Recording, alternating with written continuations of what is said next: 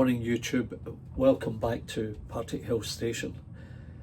So today we're going to be looking at two Triang locomotives manufactured in the 1960s, and it's a continuation of my DC to DCC journey, and to that end I've got one locomotive which is DC and one which is a recent conversion to DCC. So I have the Princess Elizabeth and the Princess Royal. Now the Princess Royal is the one that was converted to DCC, and what we're going to do is run them both and see if there's any difference in the performance. And I don't think there's much, but it would just be interesting to see the two of them running. Now I've added in 3 coaches to each locomotive so that we get a balanced view of how they perform. So let's get started and we'll get them running. So here is the Princess Royal, the 46200, and there it's hauling these 3 Triang Hornby coaches, and behind it, and I'll just move it into view, is the Princess Elizabeth. Now that is the DC powered one. This is the DCC converted locomotive. They are about the same age. This one here may have been made a year or 2 later because I think it's got the finer wheels. Anyway, let's get them started and see how they perform.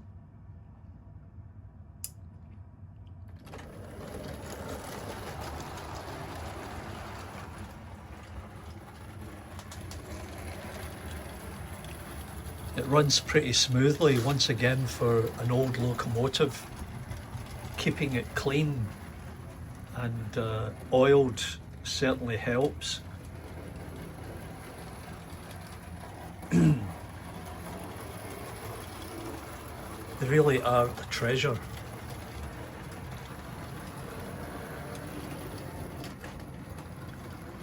A little bit of hesitancy going over some of the points, but that's understandable.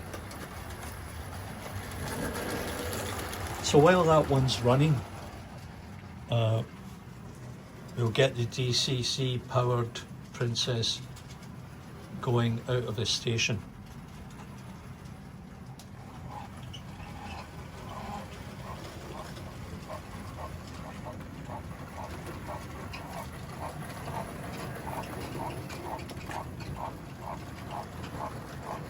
So pretty steady and doesn't have much trouble getting through the points. So what I'll do is I'll turn down the speed on the DCC locomotive just so that you get some comparison.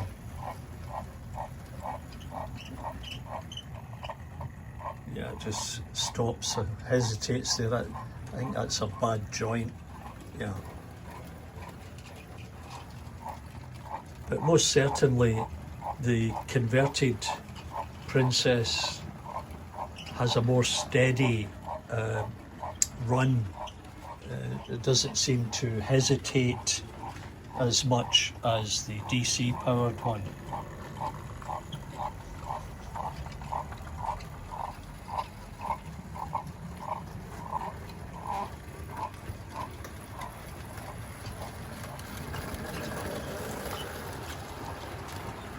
Can maybe turn that down just a bit.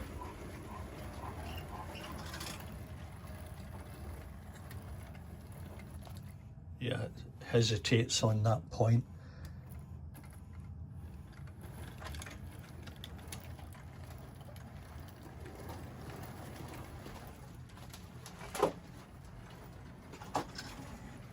I'm just going to stop this for a second because a coach has come off. Building got in the way.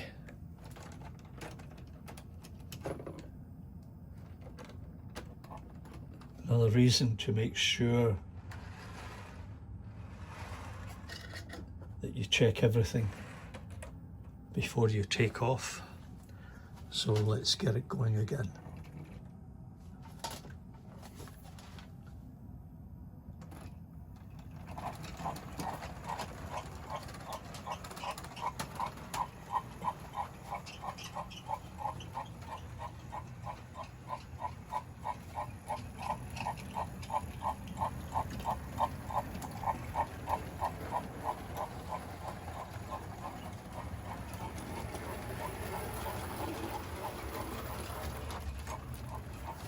I guess there is a minimum speed that the locomotive has to be travelling to ensure that it continues through these points. This is, of course, this is a DC powered one. It may benefit from additional pickups. Yeah, see that particular point there is challenging, so just up the speed just a little bit while the DCC chuffs away all the way around the layout and doesn't hesitate.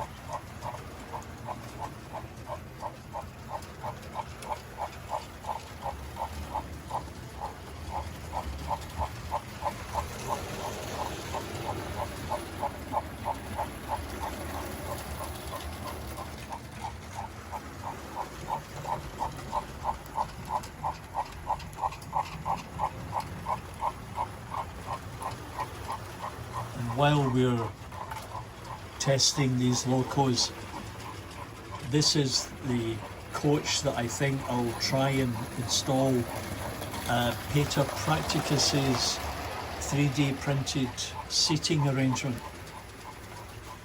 That's a project for another day.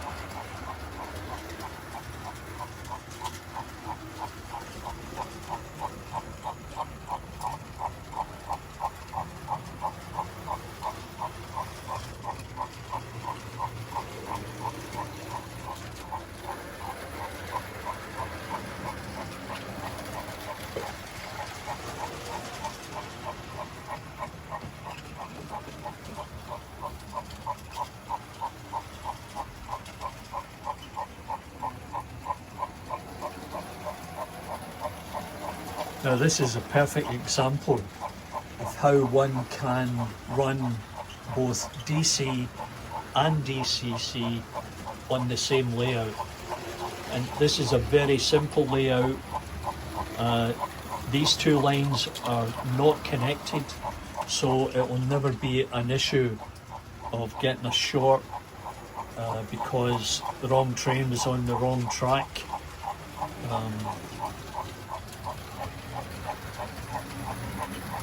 They only have one source of power each.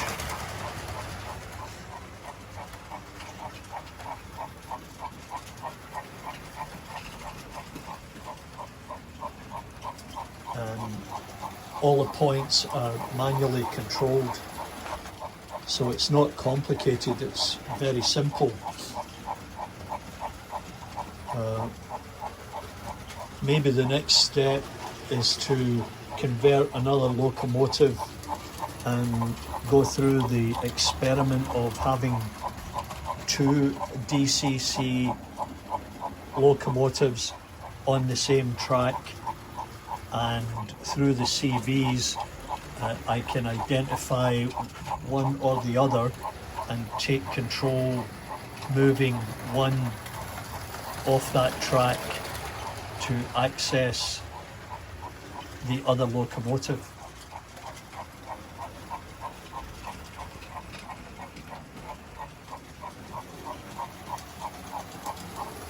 And as the DCC powered Princess goes by, here are the Partickhill interiors that will fit inside that coach. Now, as I said to you, I should have had those printed in blue, but that's not a problem. I can always paint them.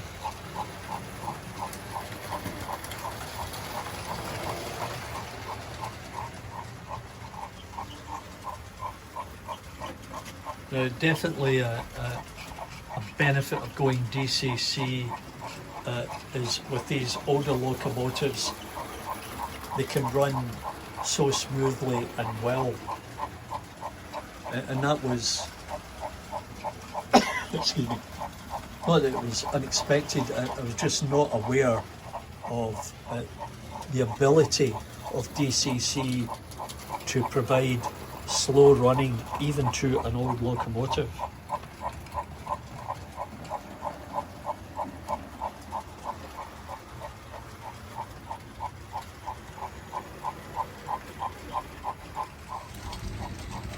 So as the two locomotives continue to run fairly well, it's nice to see that you can run both DC and DCC.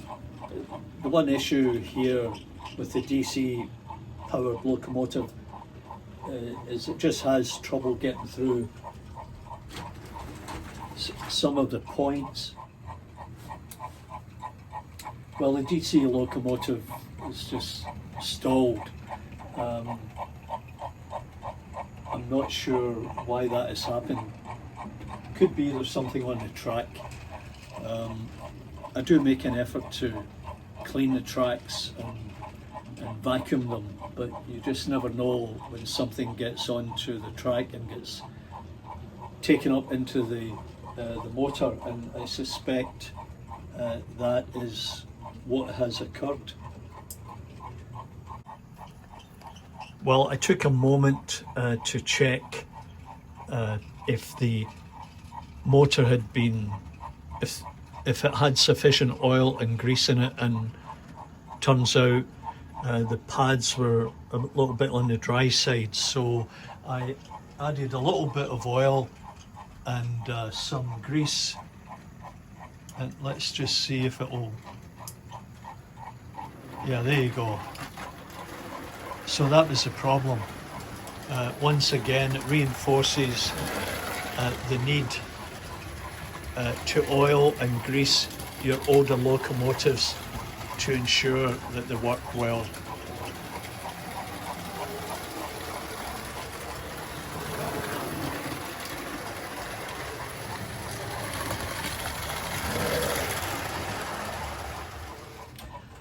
I hope you've enjoyed this little demonstration of the possibilities of running both DC and DCC on your layout, small or large, and it's especially rewarding, as I said, to see an old locomotive like that Princess go through its paces and perform outstandingly well.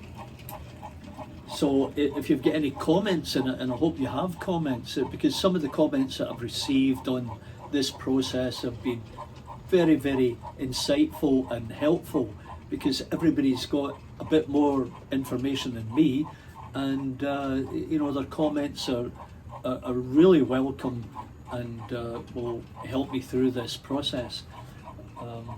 So thanks very much for joining in and visiting Partickhill Station once again, and we'll look forward to seeing you next time for other interesting projects.